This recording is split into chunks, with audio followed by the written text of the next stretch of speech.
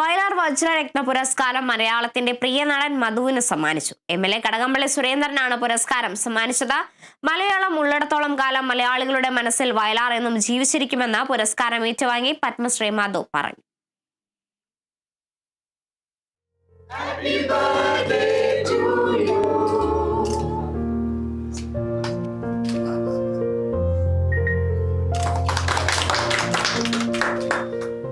മലയാളത്തിന്റെ പ്രിയപ്പെട്ട വയലാർ രാമവർമ്മയുടെ 50ാം ചരമവാർഷികത്തോടനുബന്ധിച്ച് വയലാർ രാമവർമ്മ സാംസ്കാരിക വേദിയാണ് വയലാർ വജ്രരത്ന പുരസ്കാരത്തിനായി മഹാനടൻ മധുവിനെ തിരഞ്ഞെടുത്തത്.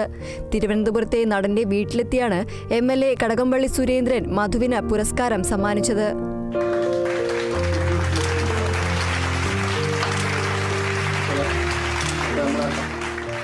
മലയാള സാഹിത്യത്തിനും മലയാള ഗാനത്തിനും കവിതയ്ക്കും വയലാർ നൽകിയ സംഭാവനകൾ വിസ്മരിക്കാൻ കഴിയില്ലെന്ന് നടൻ മധു പറഞ്ഞു.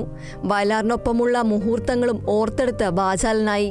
ഈശ്വരൻ നൽകിയ ഒരു വലിയൊരു വരം, അങ്ങനെ വരം കിട്ടിയിട്ടുള്ള കവികൾ ചുരുക്കമാണ്. കേരളത്തിലും മലയാളത്തിലും മാത്രമല്ല, ലോക സാഹിത്യത്തിൽ തന്നെ വളരെ ചുരുക്കമാണ്.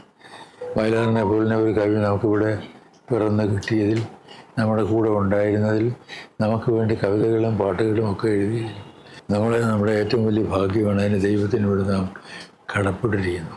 ഒരിക്കലും വയലാറിനെ ഞാൻ ദേഷ്യപ്പെട്ടോ സങ്കടപ്പെട്ടോ കണ്ടിട്ടില്ല. സത്യത്തിൽ ബാക്കി എല്ലാവർക്കും പെട്ടെന്ന് ദേഷ്യം വരികയും പെട്ടെന്ന് സന്തോഷം വരികയും പൊട്ടിച്ചിരിക്കുകയും ഒക്കെ ചെയ്യും.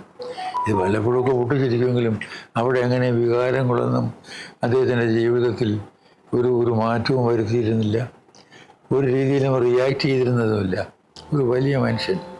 വീണ്ടും വീണ്ടും മുഴങ്ങിക്കേൾക്കുന്ന വയലാർ ഗാനങ്ങൾ മധു വയലാർ ഓർമ്മകൾക്ക് കൂടുതൽ മാധുര്യം തീർത്തു. ഉത്രാട സന്ധ്യ ഉണർന്നതിനാലോ, ഉദ്യാന പാലകൻ വന്നതിനാലോ, ഉത്രാട സന്ധ്യ ഉണർന്നതിനാലോ, ഉദ്യാന പാലകൻ വന്നതിനാലോ.